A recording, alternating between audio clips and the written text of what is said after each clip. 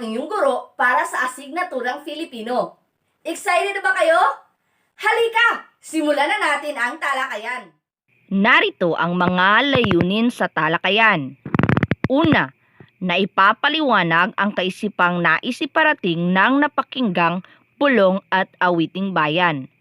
Pangalawa, nakabubuo ng sariling paghahatol o pagmamatupid sa ideyang nakapaloob sa akda na sumasalamin sa tradisyon ng mga taga-Bisaya. Kaya ngayon, simulan na natin ang talakayan. Noong nakaraang markahan ay naitalakay na natin ang mga akdang pampanitikan sa Mindanao. Kaya, sa pagkakataong ito, ang paksa naman natin ay isang akdang pampanitikan sa Bisaya. Pero, bago iyan, sagutin muna natin ang mga katanungan. Ano ang alam ninyo ukol sa salitang awitin at bulong? Magaling! Lagi natin napapakinggan ang mga awitin, lalo na sa ating mga nakakatanda. Narito ang pangalawang katanungan. Sa mga awiting narinig at natutunan, ano ang pinakaiibig ninyo? Wow! Napakarami pala ninyong alam na mga awitin. Tiyak kong magugustuhan ninyo ang ating talakayan sa umagang ito. Ngayon, mayroon akong ipapanood at ipaparinig sa inyo na halimbawa ng isang awitin. Talasan ang inyong mga pandinig, buksan ang inyong mga isipan upang mas lalong maintindihan ang naisip na kahulugan, sapagkat mayroon akong ibibigay na mga katanungan. Si Pelimon, namasul sa kadagatan, nakakuha, og isdang tambasakan. Gibaligya, sa merkadong guba. Ang halin pulos kura, igo lang ipanubang. Si Pelimon, namasul sa kadagatan, nakakuha, og isdang tambasakan. Gibaligya, sa merkadong guba. Ang halin pulos kura, igo lang ipanubang. Nagustuhan ba ninyo ang napakinggang awitin? Wow! Kaya naman ngayon, sasagutin muna natin ang mga sumusunod na katanungan. Paano nito masasalamin ang kultura ng Kabisayaan? Tama! Isa sa pangunahing kabuhayan sa mga Bisaya ay ang pangingisda, sapagkat alam naman natin na ang Kabisayaan ay napapaligiran ng napakalawak na karagatan at ilog. Pangalawang katanungan. Ano ang mensahe ng napakinggang awitin? Napakahusay! Ang mensahe ng awitin ay kahit nasa kabila ng pagod ng mga gawain ng mga taga-Bisaya, nagbibigay pa rin ito ng panahon para sa pagliliwaliw. Alam niyo ba na ang mga awitin na pakinggan ay mga halimbawa ng awiting bayan? Ano nga ba ang awiting bayan?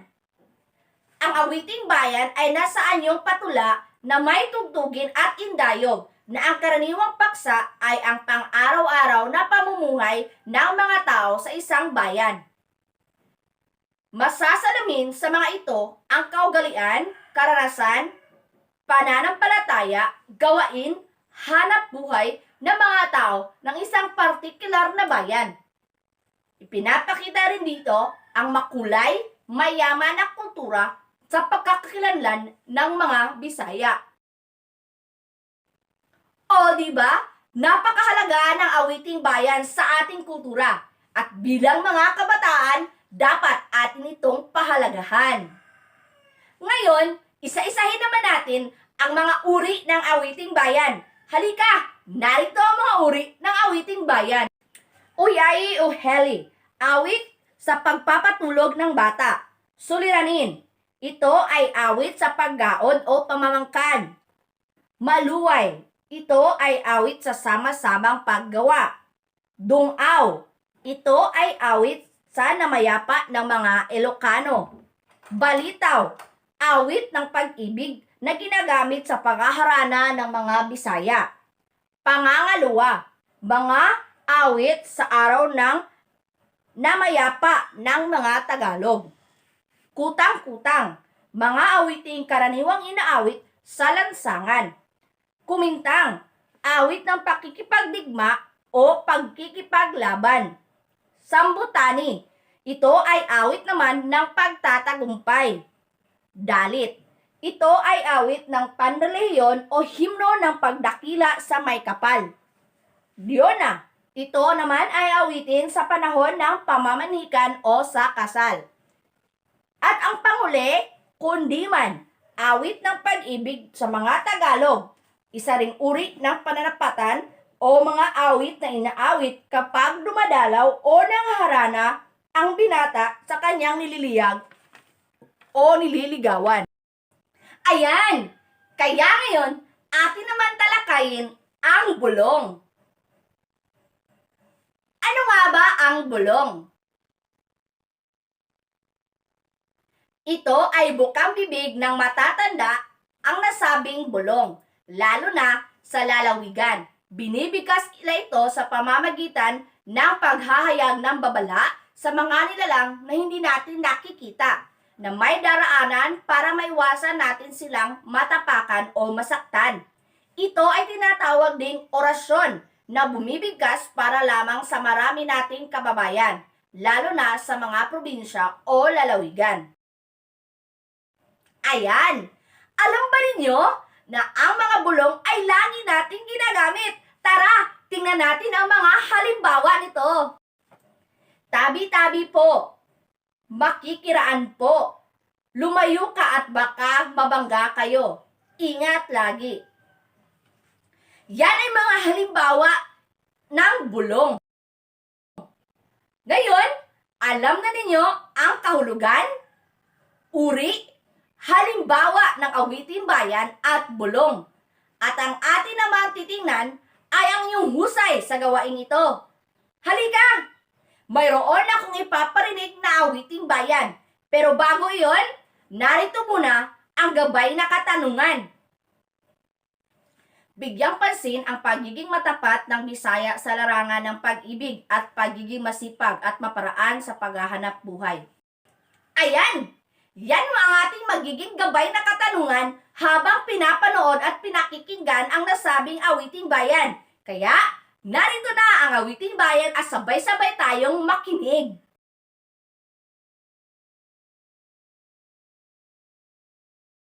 Tong tong tong pa kitong alimango sa suba ibanto dili makuha ako ray makakuha ako ray makasuwa tong tong tong tong pa kitong alimango sa suba ibanto dili makuha ako ray makakuha ako ray makasuwa. Magaling! Ngayon na napakinggan niya ang isang halimbawa ng awiting bayan, ano naman ang masasabi ninyo sa inyong napakinggan? Tama!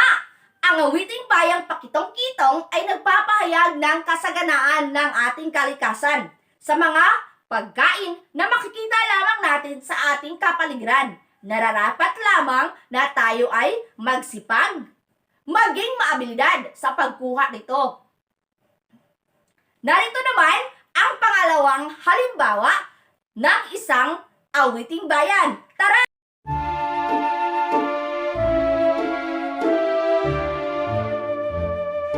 Dandan suy bayaan kay ka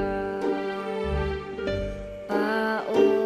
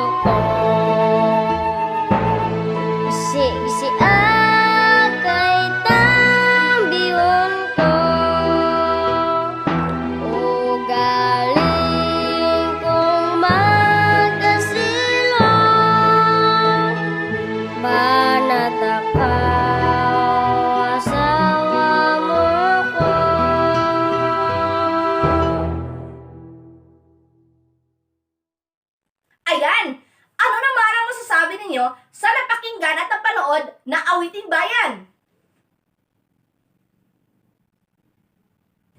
Mahusay! Ang awiting bayan na panood at napakinggan ay Dandansoy. Isa ito na awiting bayan na nagpapakita ng paglapit ng isang awit sa dalawang taong nagmamahalan. Ika nga, di ba? Hindi madali ang magmahal sapagkat kakambal ng ligaya ay ang pighati. Alam naman natin na ang mga taga-Bisaya ay tunay na mapagmahal. Lubos akong natutuwa sa inyo at naintindihan na ninyo ang kahulugan ng mga awiting bayan. Ngayon, ay papangkatin ko kayo sa dalawa. Maglalahad kayo ng mga natutunan o mga mahahalagang salita na nakapaloob sa talakayan natin sa araw na ito.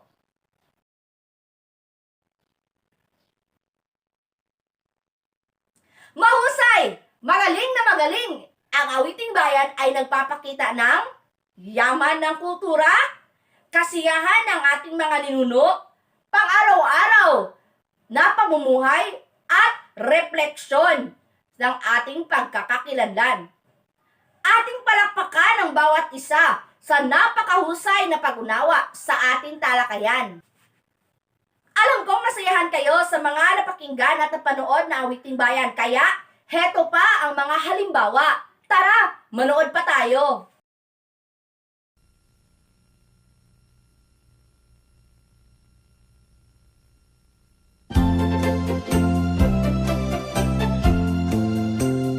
Paru-parong bukid na lilipat-lipat sa gitna ng daan. Papagaspas, sambara ang tapis, sandangkal ang magas, ang sayang dekolas, sa piyesa ang sayan. May paineta pa siya, uy, may suklay pa mali, uy, nagwas de ojeres, ang palalabasin, haharap sa altar, at mananalangin, at sa kalalakan, napakendeng-kendeng. Paru-parong bukid na lilipat-lipat sa gitna ng daan. Papagaspas, sambara ang tapis, sandangkal ang magas, ang sayang dekodas, sa piyesa ang sayan. May paineta pa siya, uy, may suklay pa mandi, uy, nagwas de ojeres, ang palalabasin, haharap sa altar, at mananalangin, at sa kalalakan, napakendeng-kendeng, at sa kalalakan, napakendeng-kendeng.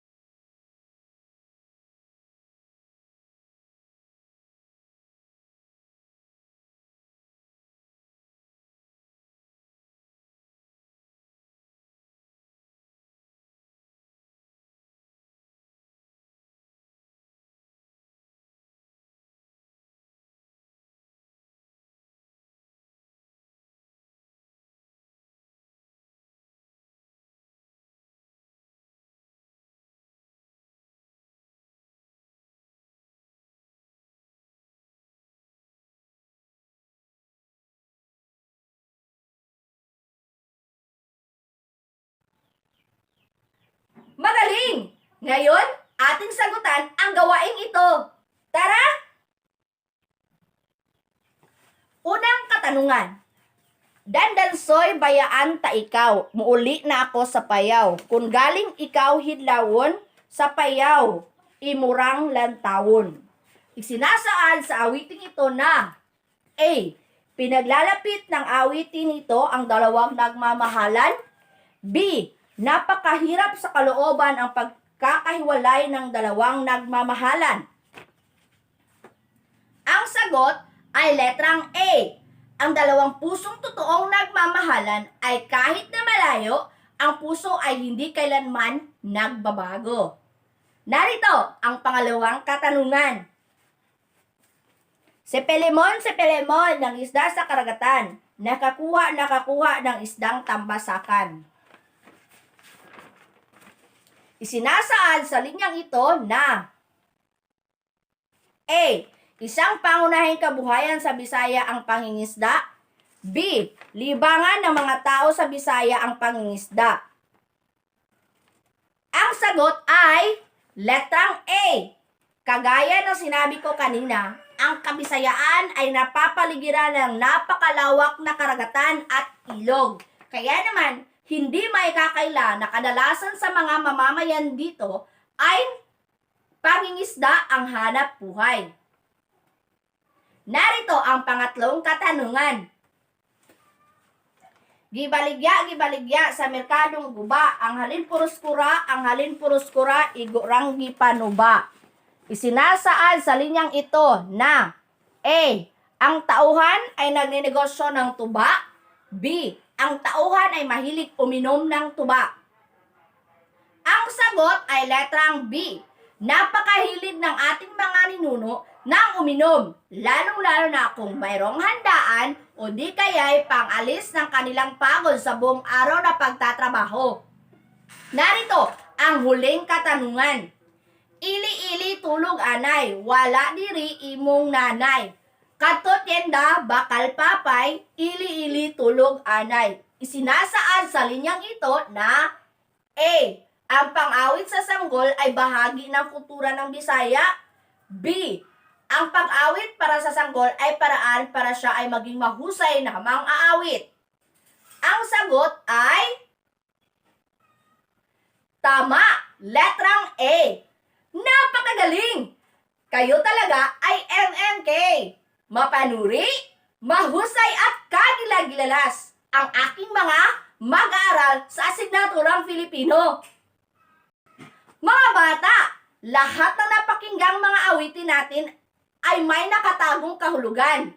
Kaya dapat natin itong unawain upang lalo pang palaganapin. Tandaan, ang awiting bayan at mga bulong ay nabibilang sa kalamang bayang napakahalagang yaman ng isang bansa sapagkat ang mga ito ay tanikalang mag-uugnay sa kahapon, ngayon, at bukas ng isang lahi.